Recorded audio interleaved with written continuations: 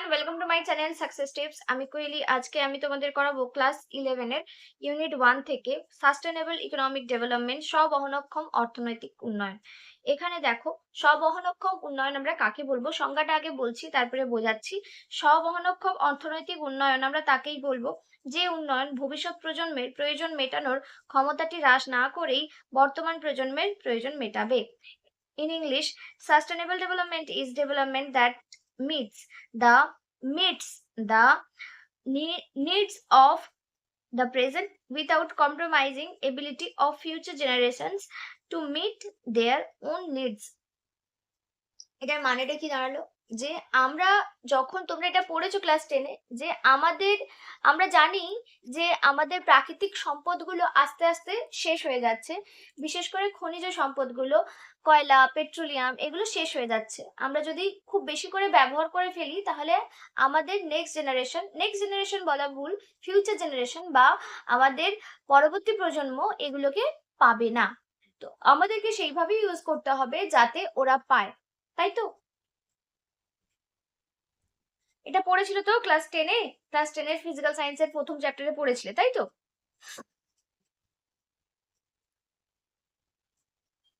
আরে হ্যাঁ কি না তো বলো।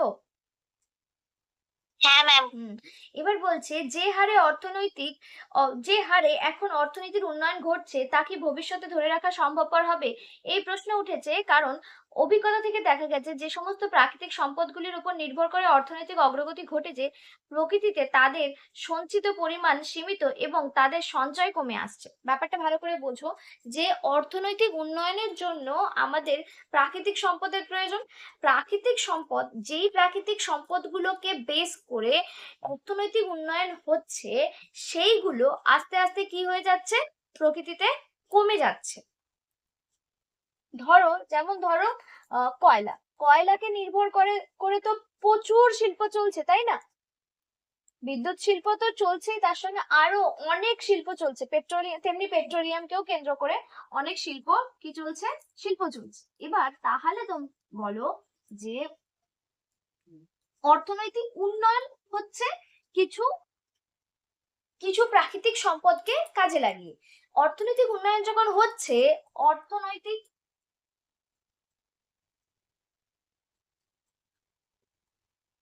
উন্নয়ন যখন হচ্ছে তখন কি হচ্ছে? তখন হচ্ছে যে প্রাকৃতিক সম্পদ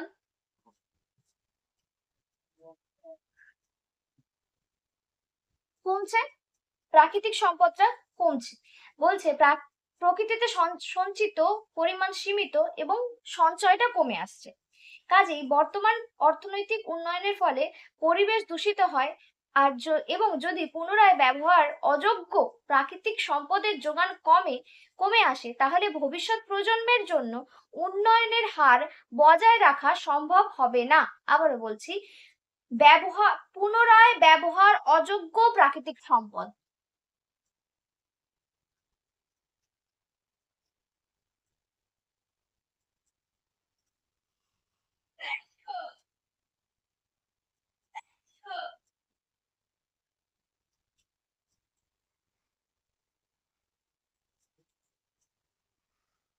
কি বলছে? এটা পুনরায় ব্যবহার অযোগ্য প্রাকৃতিক সম্পদ।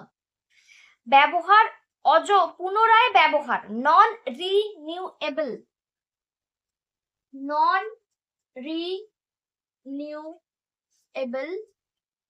প্রাকৃতিক সম্পদ, নন রিনিউএবল ন্যাচারাল রিসোর্সেস। এইগুলো কি হচ্ছে? বলছে আমরা যদি খুব বেশি করে ব্যবহার করি তাহলে নেক্সট জেনারেশন পাবে না। বিষয়টি অন্যভাবে ব্যাখ্যা করা যেতে পারে। আমরা জানি মানুষের অর্থনৈতিক কাজ হলো উৎপাদন ও ভোগ। অর্থনৈতিক কাজ অর্থনৈতিক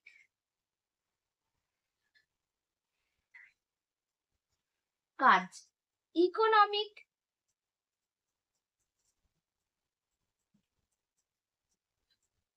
অ্যাক্টিভিটি দুটো, প্রধানত দুটো। একটা হচ্ছে উৎপাদন,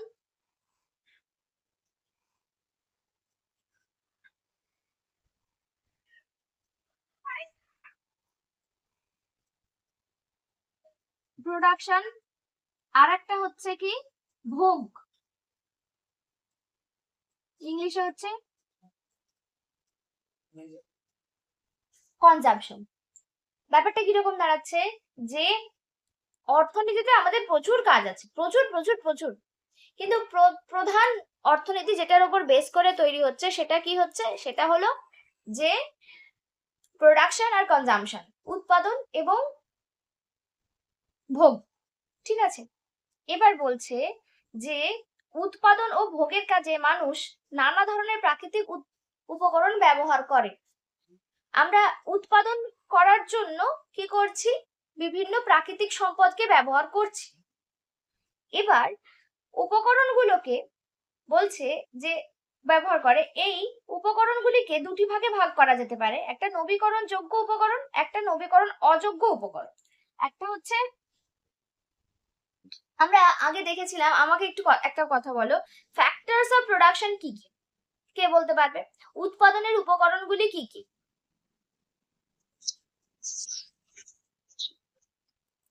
বলো।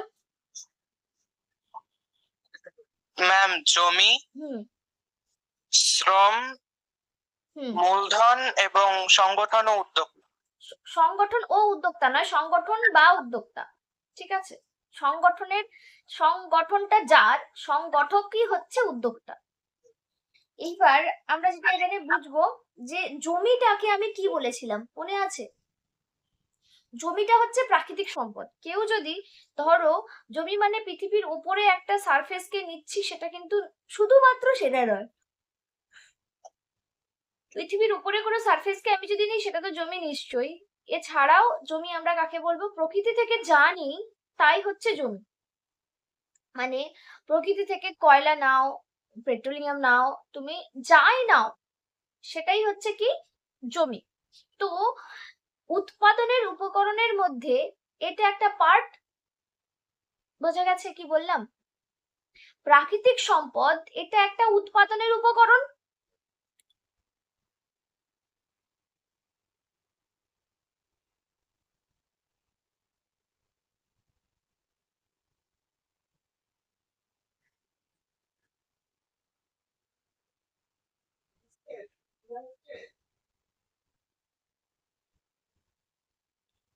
ফ্যাক্টরস অফ প্রোডাকশন, উৎপাদনের উপকরণ। উৎপাদনের উপকরণ, একটা উপকরণ কি হচ্ছে প্রাকৃতিক সম্পদ, ন্যাচারাল রিসোর্সেস, প্রাকৃতিক সম্পদ বা ন্যাচারাল রিসোর্সেস। এই ন্যাচারাল রিসোর্সেস কে আমরা দুটো পার্টে ভাগ করছি, একটা হচ্ছে নবীকরণ যোগ্য আর একটা হচ্ছে অনবীকরণ যোগ্য।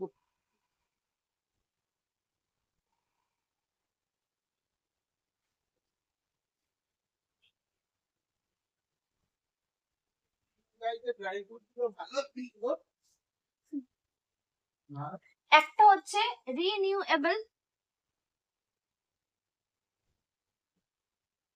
আর একটা হচ্ছে নন রিনিউয়েবল। ঠিক আছে,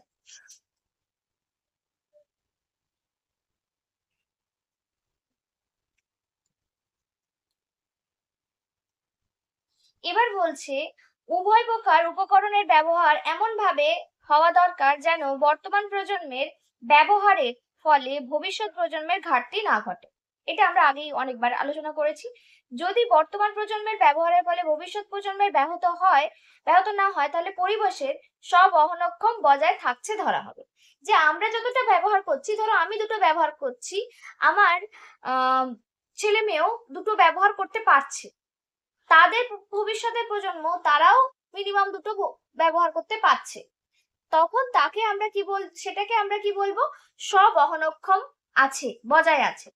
যখন পরিবেশ সব অহনক্ষম হবে, তখন বিভিন্ন প্রজন্ম ব্যবহারের জন্য সমতা রক্ষা করা সম্ভব হবে। কোনো প্রজন্মে বা সংলগ্ন কয়েকটি প্রজন্ম মানুষ যদি পরিবেশের উপাদানগুলি অতিরিক্ত ব্যবহার করে এবং এর দ্বারা পরিবেশের ক্ষতি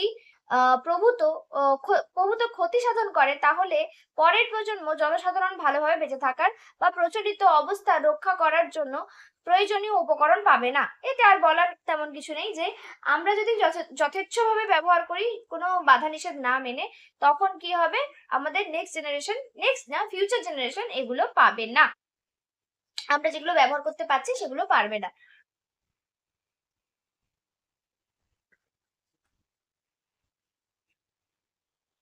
এবার লেখো স্ববহনক্ষম অর্থনৈতিক উন্নয়নের শর্তাবলী। স্ববহনক্ষম অর্থনৈতিক উন্নয়নের শর্তাবলী।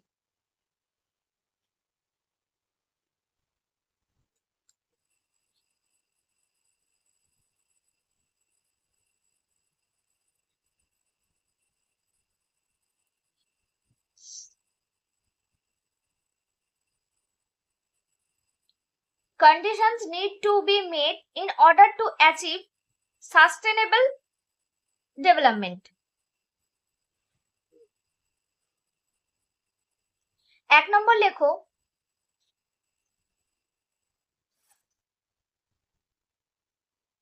তোমাদের বইতে মাত্র কয়েকটাই দিয়েছে, আমি যেটা বললাম যে নবীকরণ যোগ্য যে উপকরণগুলো আছে সেই উপকরণগুলোকে আমাদেরকে এমন করে ব্যবহার করতে হবে যাতে কি হয়, আমরা ব্যবহার করতে পারছি এবং তাদের বৃদ্ধির হার বলছে এমন ব্যবহার করতে হবে, ব্যবহারের হার তাদের বৃদ্ধির হারের কম বা সমান হয়। ব্যাপারটা কিরকম আমি একটু বোঝাই। ধরো একটা মাঠ আছে, সেই মাঠে অনেক ঘাস আছে, মাঠটা কোনো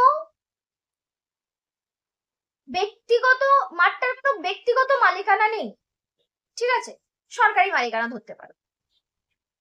এবার সরকারের জমি, সেখানে এসে কেউ কিছু করে না, সরকারও তেমন ভাবে কিছু দেখে, অথবা কোনো ক্লাবের মাঠ হতে পারে, ঠিক আছে, ক্লাবের মাঠ মানে পুরো গ্রামেরই ধরতে পারো, যে কেউ যা খুশি করতে পারে, সেখানে কোনো লাগাতে পারবে না, গাছ লাগিয়ে দিল, বললে এটা আমার গাছ, আমি এখানে ফসল নেব, তা করতে পারবে না। কিন্তু কি করতে পারে, এখানে গরু চড়াতে পারে, ঠিক আছে। এইবার পুরো মাঠটায় যদি গ্রামের সবাই গরু চড়ায়, তাহলে কি হবে, গরুগুলো ঘাস খেয়ে চলে যাবে। প্রত্যেক দিন পুরো জমিতেই যদি ঘাস খেয়ে নেয়, তাহলে একটা টাইম এসে দেখা যাবে যে এই জমিটাতে শুধু ধুলো আছে, ঘাস আর নেই। তার কারণ নতুন ঘাস জন্মাবার সঙ্গে সঙ্গেই তো খেয়ে নিচ্ছে গরুতে, আর এখানে ঘাস পাওয়া যাবে না। তাহলে আমাদেরকে কি করতে হবে, আমাদের একটা কি বলেছে যে ব্যবহারটা এমন হবে যেন এটার বৃদ্ধির হারের থেকে কম হয়। কি বলছে,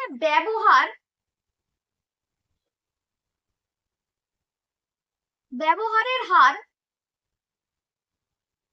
কি হবে, বৃদ্ধির হার। এটা কি হচ্ছে, আচ্ছা ইংলিশটা বলিনি, ইংলিশটা আমি একটু বলে নিই। এখানে বলছে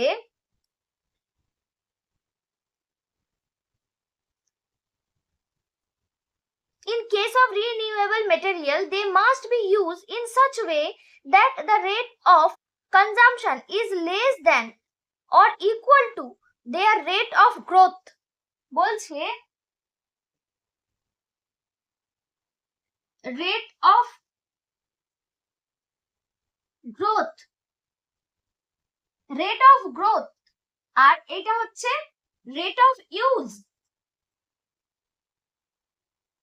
ইউজের রেটটা কি হবে, কম হবে বৃদ্ধির হারের থেকে।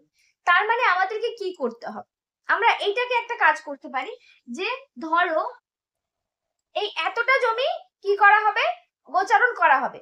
বা এতটা জমি আমি পুরোটাই ধরে নিলাম, পুরোটার মধ্যে বেশিটাই ধরো গোচারণ করা হবে ধরে নিলাম, এই এতটা জমি গোচারণ করা হবে না আর বাকিটা গোচারণ করা হবে একদিন বা এক সপ্তাহ, যে এতটা গোচারণ হবে আর এইটা ফাঁকা থাকবে। অথবা হাফ হাফ করেও করতে পারে, যে হাফ জমি গোচারণ হবে আর হাফ জমি গোচারণ হবে না এক সপ্তাহ। তাহলে দেখা যাবে যে গ্রামের সবাই হয়তো এখানে এখানে সবাই গরু রাখতে পারছে না, কিছু গরু থাকছে। এবার তারপরে আবার এই দিকটা বন্ধ থাকবে, এই দিকটাতে কি করা হবে, গোচারণ করা হবে। অল্টারনেটিভ উইকে, হ্যাঁ টুল আছে, অল্টারনেটিভ ওয়েতে কি করা হবে, এটা ইউজ করা হবে। তাহলে দেখা যাবে যে ঘাসটা বৃদ্ধি পাচ্ছে এবং ব্যবহার করতে পারছে। বোঝা গেল কি বললাম? তো বৃদ্ধির হারটাকে, এই কি বলে, ব্যবহারের হারটা কি হতে হবে, বৃদ্ধির হারের থেকে কম হতে হবে, নাহলে হবে না।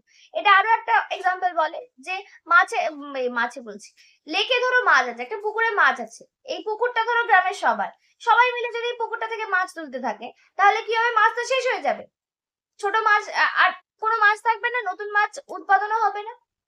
তো সেটা কি করা যেতে পারে, সেটা করা যেতে পারে যে একটা এর মাছকে আমরা বাঁচিয়ে রাখবো, ছোট মাছ ছেড়ে দেব, তাদেরকে আমরা হচ্ছে বাঁচতে দেব, এরকম ভাবে করতে পারি। বা এই ধরনের মাছগুলোকে তুলে রাখবো, ওই ধরনের মাছগুলোকে ছেড়ে দেবো, এইরকম। বা কোনো মাছের প্রজাতি হতে পারে যে এই মাসে রুই তোলা হবে, কাতলা তোলা হবে না, পরের মাসে কাতলা তোলা হবে, রুই তোলা হবে না, এরকম ভাবে করা হবে। ঠিক আছে, এইভাবে করা যেতে পারে, বিভিন্ন হতে পারে, যে যাতে আমাদের কি করা যায়, যাতে আমরা ভবিষ্যৎ প্রজন্মে এটা আবার পেতে পারি, এমন ভাবে ইউজ করতে হবে। যেগুলো নন রিনিউয়েবল, মানে কয়লা, পেট্রোলিয়াম, এইগুলোর ইউজ তো কমিয়ে দিতে হবে, আর এখানেও ইউজটাকে এমন করতে হবে যাতে ভবিষ্যৎ প্রজন্ম পায়। এইটার একটা ভালো বাংলা আছে, মানে নাম আছে, বলে দিচ্ছি। অনুরূপ ভাবে একই রকম, দাঁড়া বলছি।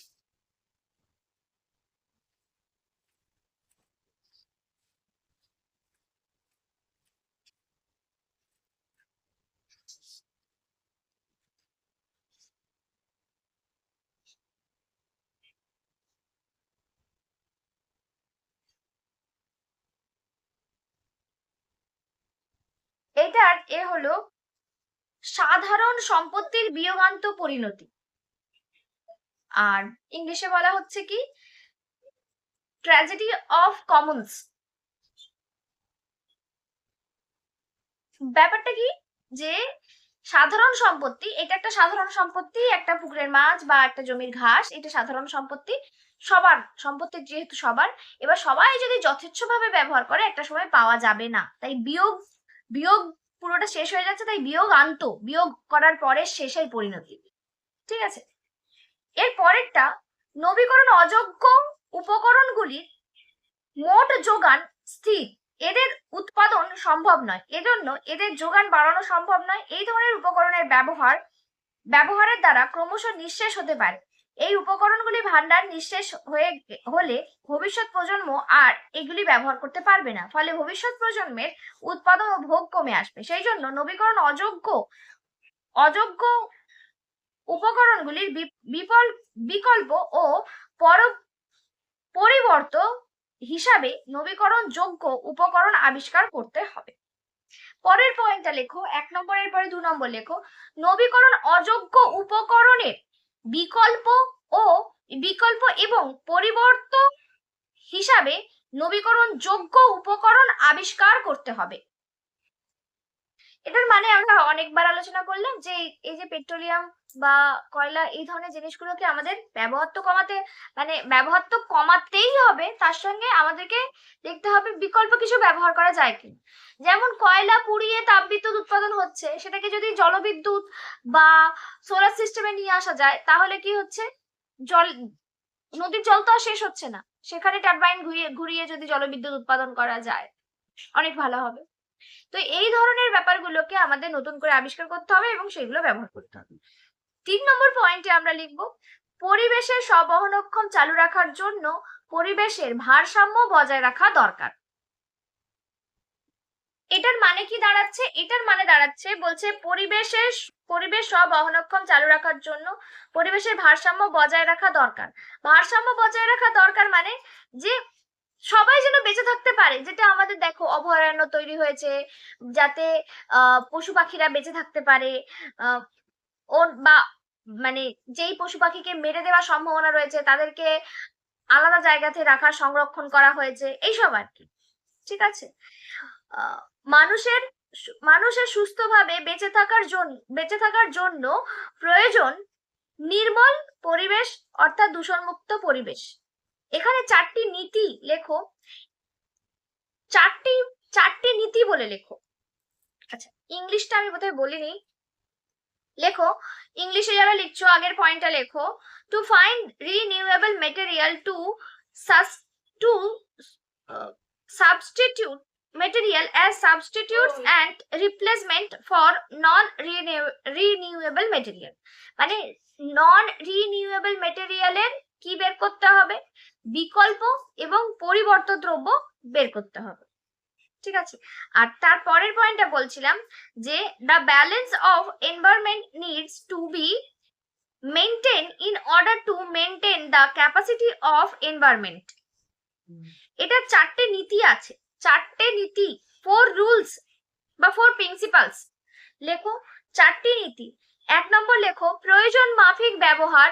1 নম্বর লেখো প্রয়োজন মাফিক ব্যবহার। 2 নম্বর পরিকল্পনা মাফিক ব্যবহার। 3 নম্বর নান্দনিক ব্যবহার। 4 নম্বর ভারসাম্যযুক্ত ব্যবহার। ইংলিশে হচ্ছে 1 নম্বর নেসেসারি ইউজ, 2 নম্বর প্ল্যান্ড ইউজ, 3 নম্বর অ্যাস্থেটিক ইউজ, 4 নম্বর ব্যালেন্সড ইউজ। ইংলিশে যেটা হচ্ছে, ইংলিশে বলছিলাম যে 4 প্রিন্সিপালস, 1 নেসেসারি, 2 হচ্ছে প্ল্যান্ড ইউজ, 3 হচ্ছে অ্যাস্থেটিক ইউজ, আর 4 নম্বর হচ্ছে 4 হলো ব্যালেন্সড ইউজ। বাংলাটা তোমরা সবাই লিখতে পেরেছো? এবার আমরা লিখবো গোল অফ সাস্টেনেবল ডেভেলপমেন্ট।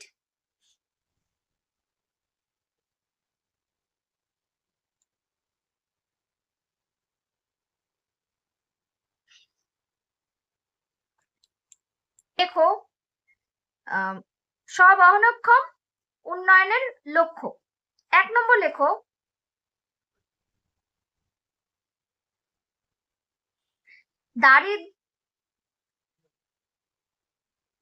সব জায়গার দারিদ্রতার অবসান। End poverty in all its forms everywhere. End poverty in all its forms everywhere. বাংলাটা আমি আরেকবার বলছি, সব জায়গায় দারিদ্রতার অবসান ঘটানো। পরের পয়েন্টটা লেখো end hunger, achieve food security and improved nutrition and promote sustainable agriculture.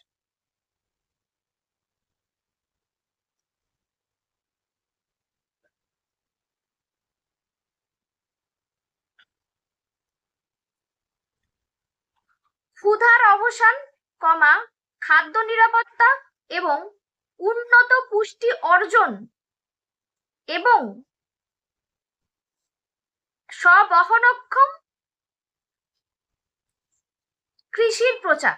আবার বলছি আমি, ক্ষুধার অবসান, খাদ্য নিরাপত্তা এবং উন্নত পুষ্টি অর্জন এবং স্ববহনক্ষম কৃষির প্রচার। 3 নম্বর লিখবে ensure healthy lives and promote well-being for all at all ages. বাংলাতে হচ্ছে সুস্থ জীবন নিশ্চিত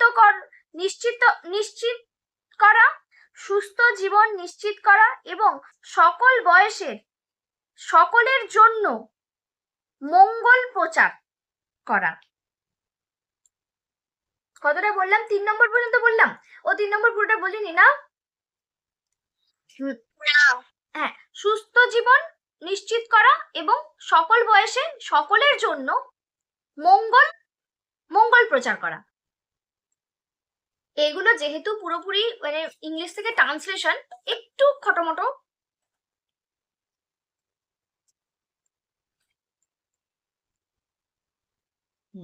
লিখেছো পুরোটা? লেখা লিখতে পেরেছো নাকি আরেকবার বলবো? সকল বয়সে সকলের জন্য মঙ্গল প্রচার করা। পরের পয়েন্টটা, ensure inclusive and equitable quality education and promote lifelong learning opportunity for all. অন্তর্ভুক্তিমূলক এবং ন্যায়সঙ্গত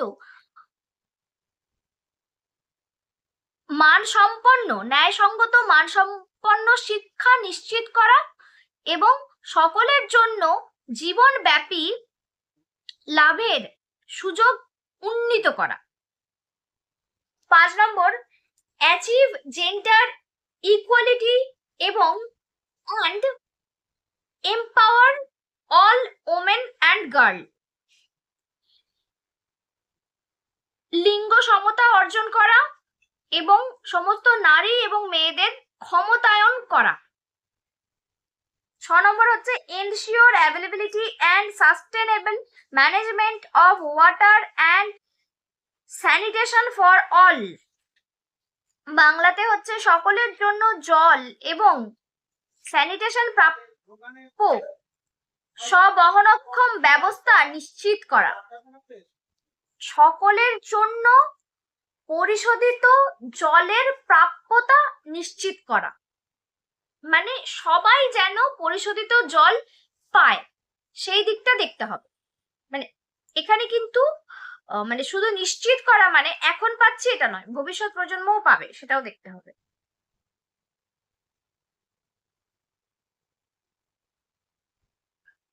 3 নম্বর, তার পরেরটা লেখো, ensure access to affordable reliable sustainable and modern energy for all. বাংলাতে হচ্ছে সকলের জন্য সাশ্রয়ী, নির্ভরযোগ্য, স্ববহনক্ষম এবং আধুনিক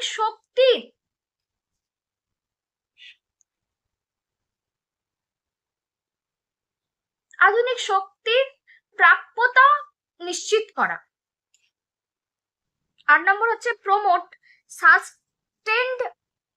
sustained inclusive and sustainable economic growth, full and productive empowerment and decent work for all. বাংলাতে হচ্ছে স্ববহনক্ষম, অন্তর্ভুক্তিমূলক এবং স্ববহনক্ষম অর্থনৈতিক প্রসার, পূর্ণ ও উৎপাদনশীল কর্মসংস্থান এবং সকলের জন্য উপযুক্ত কাজের প্রচার করা।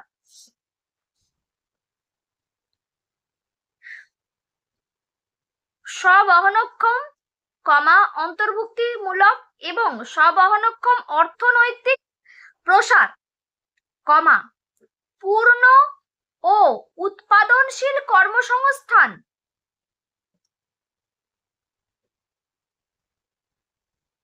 সকলের জন্য উপযুক্ত কাজের প্রচার।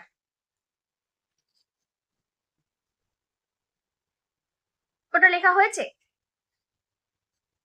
স্ববহনক্ষম, অন্তর্ভুক্তিমূলক এবং স্ববহনক্ষম অর্থনৈতিক প্রসার, পূর্ণ এবং উৎপাদনশীল কর্মসংস্থান, সকলের জন্য উপযুক্ত কাজের প্রচার করা হয়েছে। হ্যাঁ ম্যাম। আচ্ছা, টোটাল আমাদের কতগুলো হলো? 8টা, 10টা লিখিয়ে দেব। স্থিতিশীল না, বা ইংলিশটা build resilient infrastructure, promote inclusive and sustainable industrialization and faster innovation. এটা হচ্ছে বাংলাতে হচ্ছে স্থিতিস্থাপক পরিকাঠামো তৈরি করা, অন্তর্ভুক্তিমূলক এবং স্ববহনক্ষম শিল্পায়ন এবং দ্রুত উদ্ভাবনের প্রচার করা। আর 10 নম্বর আছে reduce inequality within and among countries, দেশের মধ্যে এবং দেশের বাইরে বা প্রতিটি দেশেই আয় বৈষম্য হ্রাস করা। ঠিক আছে, এই 10টা আপাতত পড়ে রাখলে তোমরা পড়ে রেখো। এখান থেকে এমসিকিউ ওরকম কিভাবে দেবে বোঝাটা খুবই মুশকিল, দেখা যাক স্কুল কিরকম করে তার উপরে ডিপেন্ড করছে। এটা আমি আজকে সাস্টেনেবল ডেভেলপমেন্টটা পড়ালাম। তোমাদের সিলেবাসে নতুন দিয়েছে, কতটা কিরকম কি কোশ্চেন আসবে স্কুলের উপরে ডিপেন্ড করছে। স্কুলে যখন ক্লাস করানো হবে সেখানে স্কুল স্যারকে বা ম্যামকে জিজ্ঞেস করবে যে এখান থেকে কিরকম কোশ্চেন আসবে। আমি এরপরে যখন ফার্স্ট চ্যাপ্টারের কিছু এমসিকিউ আলোচনা করার আসবে তখন আমি কিছু এমসিকিউ আলোচনা করে দেবো।